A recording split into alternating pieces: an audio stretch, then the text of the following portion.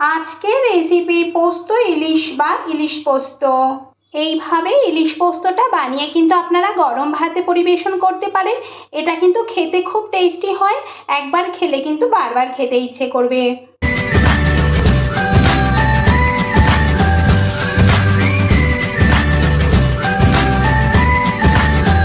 নমস্কার বন্ধুরা, অপরাজিতাস কিচেনে আপনাদের সবাইকে স্বাগত।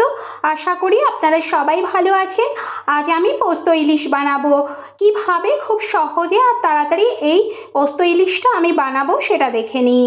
পোস্ত ইলিশ বানানোর জন্য আমি এখানে একটা ইলিশ মাছ নিয়ে নিয়েছি। এই ইলিশ মাছটাকে আমি কেটে ভালো করে ধুয়ে নিয়েছি। এবার মাছের মধ্যে আমি একটু লবণ আর একটু হলুদ মাখিয়ে নেব। লবণটা দিয়ে দিয়েছি, হলুদটা দিয়ে দিলাম। এবার ভালো করে আমি একটু মেখে নেব লবণ হলুদ লাগিয়ে মাছটাকে। আমি কিন্তু এই মাছটা ভেজে নেব, কিন্তু ভাজা খুব অল্প পরিমাণ আমি ভাজবো, বেশি করে কিন্তু ভাজবো না। মাছটাকে আমি ভালো করে লবণ হলুদ মাখিয়ে নিয়েছি। এবার এই মাছটাকে আমি অল্প ভেজে নেব। এবার এখানে আমি একটা মশলা বানিয়ে নেব।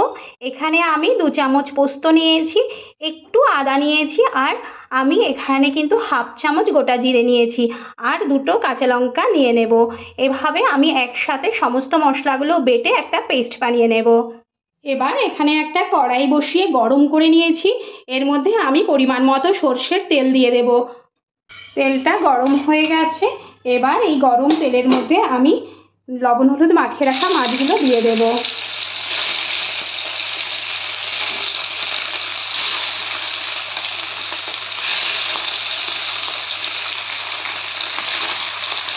একটা সাইড অল্প একটু লাল হয়ে গেলে আমি কিন্তু অপর সাইডটা উল্টে দেব।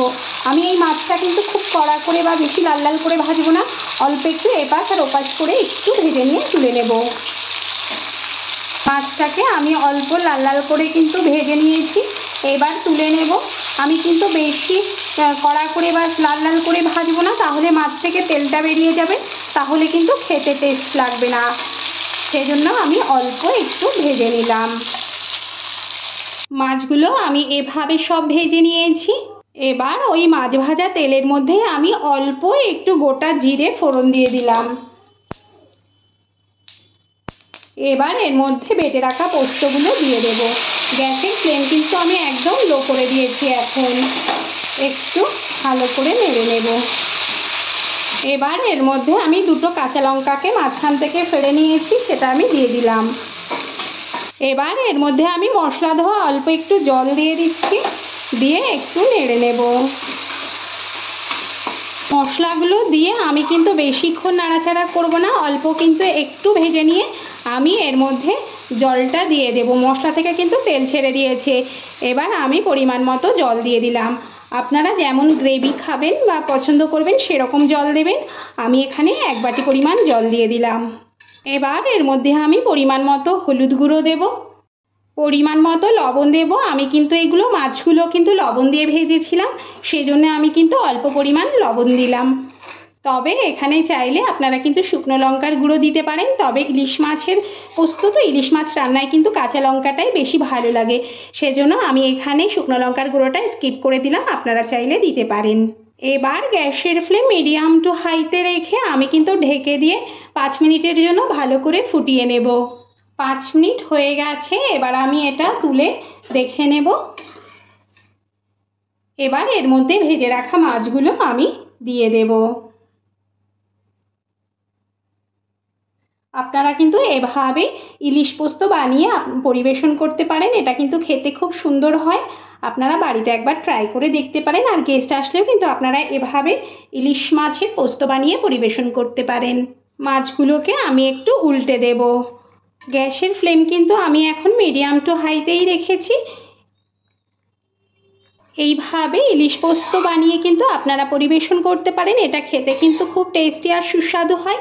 এটা গরম ভাতের সঙ্গে খেতে কিন্তু খুব ভালো লাগে। এবার আমি ঢেকে দিয়ে আবারও 5 মিনিট ফুটিয়ে নেব। 5 মিনিট হয়ে গেছে। এবার আমি এটা তুলে দেখে নেব কেমন হয়েছে। আপনারা কিন্তু এরকম গ্রেভিও রাখতে পারেন, আবার কিন্তু একদম শুকিয়ে ফেলতে পারেন, মানে অল্প একটু গ্রেভি রাখতে পারেন। আমার এই রেসিপিটা যদি আপনাদের ভালো লাগে তাহলে বাড়িতে অবশ্যই একবার ট্রাই করবেন, আর কেমন হয়েছে সেটা অবশ্যই একবার বলবেন। টেস্টের ব্যালেন্সটা ঠিক রাখতে আপনারা কিন্তু একটু চিনি ব্যবহার করতে পারেন। চিনিটা দিলে টেস্টের ব্যালেন্সটা ঠিক থাকে আর খেতেও কিন্তু বেশ ভালো লাগে। আপনারা চাইলে এটা স্কিপও করতে পারেন, আবার দিতেও পারেন। আমি এখানে দিয়ে দিলাম, একটু নেড়ে নেব।